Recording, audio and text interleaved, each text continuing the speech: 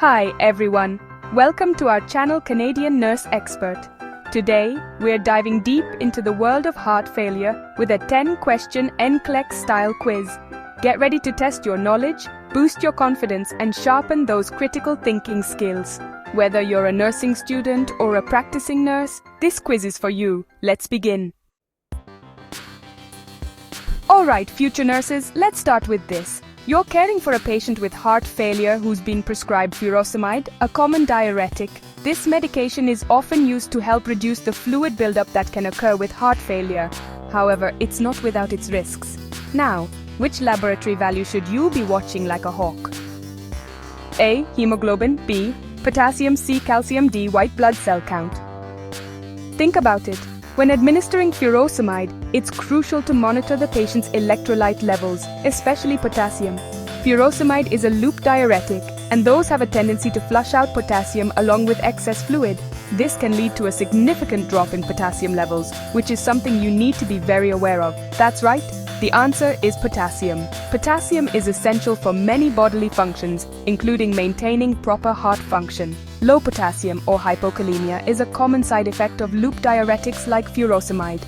Symptoms of hypokalemia can include muscle weakness, cramping, and even more severe complications. Why is this so important? Well, hypokalemia can lead to some serious complications, especially in heart failure patients. It can exacerbate the condition and lead to further health issues. We're talking about potentially life-threatening cardiac arrhythmias. These irregular heartbeats can be dangerous and require immediate medical attention. So, monitoring those potassium levels closely is absolutely crucial. Regular blood tests and vigilant observation can help prevent these serious complications and ensure the patient's safety. Let's move on to question number 2. This one is crucial for understanding how to manage patients with heart failure. Picture this. Your patient with left-sided heart failure tells you they can't breathe when they lie flat. This is a common and distressing symptom that requires immediate attention. They wake up gasping for air, feeling like they're drowning. This sensation can be terrifying and is often described as a feeling of suffocation. This, my friends, is called orthopnea, and it's a classic sign of left-sided heart failure. Orthopnea occurs because the heart is unable to pump blood efficiently, causing fluid to back up into the lungs. So, what's the best nursing intervention in this situation? Options. A. Encourage the patient to sleep in a recliner. B. Restrict fluid intake to 1 liter per day. C. Apply compression stockings. D. Increase the patient's salt intake. It's essential to act quickly to alleviate the patient's discomfort and prevent further complications.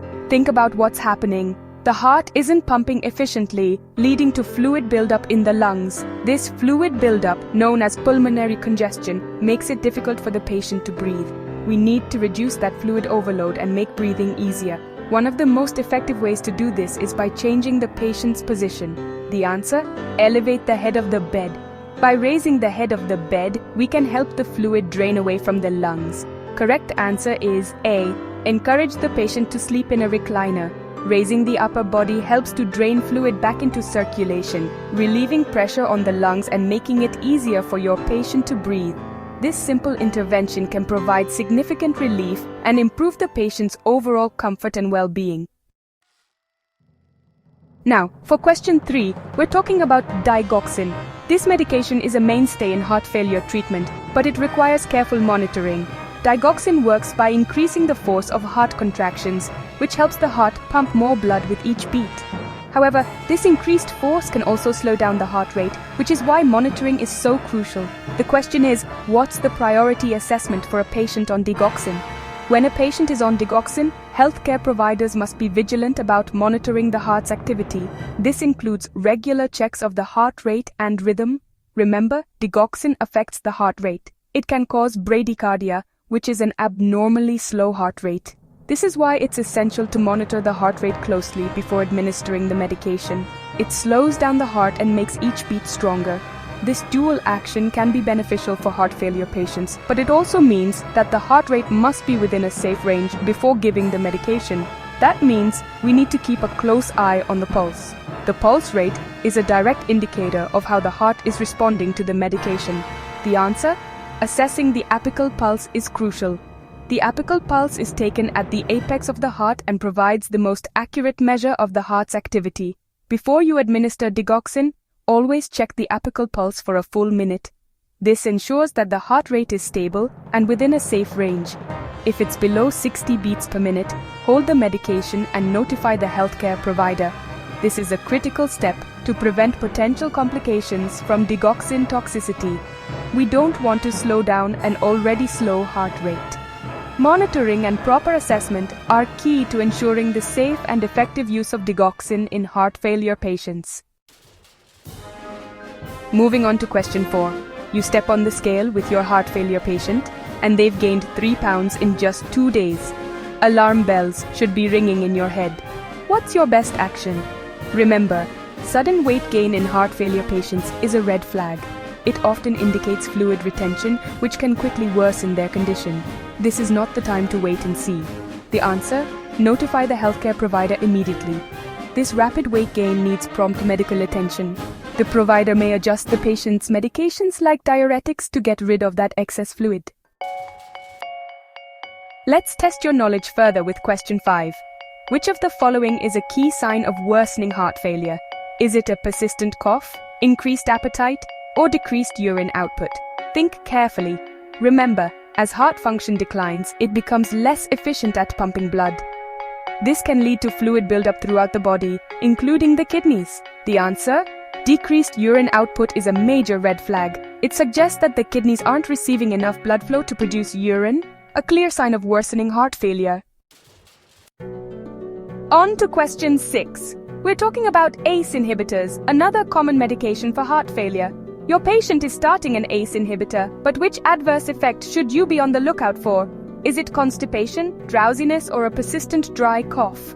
ACE inhibitors are known to cause a very specific side effect. The answer? A persistent dry cough. This cough is a common side effect of ACE inhibitors. It's caused by the buildup of bradykinin in the lungs. While it's not usually dangerous, it can be quite bothersome for patients.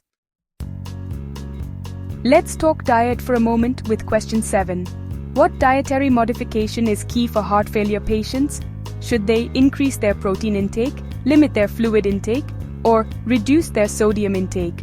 Remember, we want to make life easier for the heart, and that means controlling fluid balance.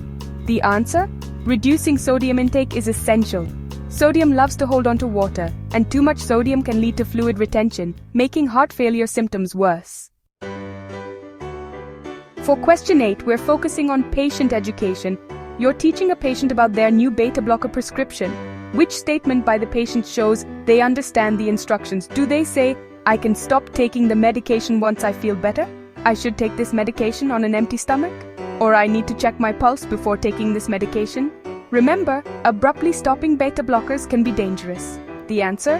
"I need to check my pulse before taking this medication" shows understanding. Beta blockers can slow the heart rate, so it's important to monitor the pulse before taking them.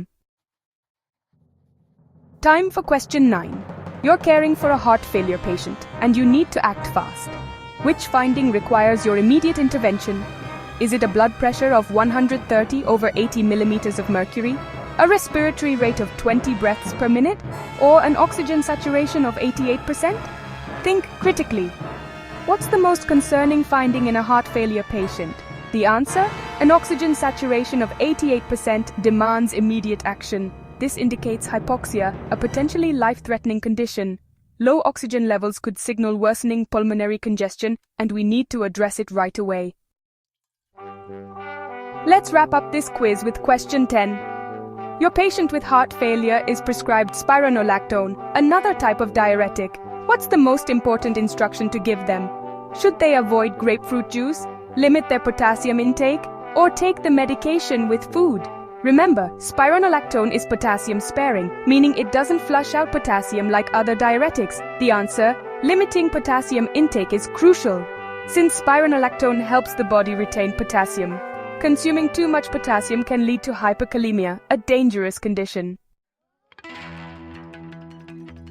Great job! How many questions did you get right? I hope you found this NCLEX Next Gen quiz helpful. Remember, practice makes perfect. The more you test your knowledge, the more confident you'll become. Don't forget to like and subscribe for more nursing content. See you next time.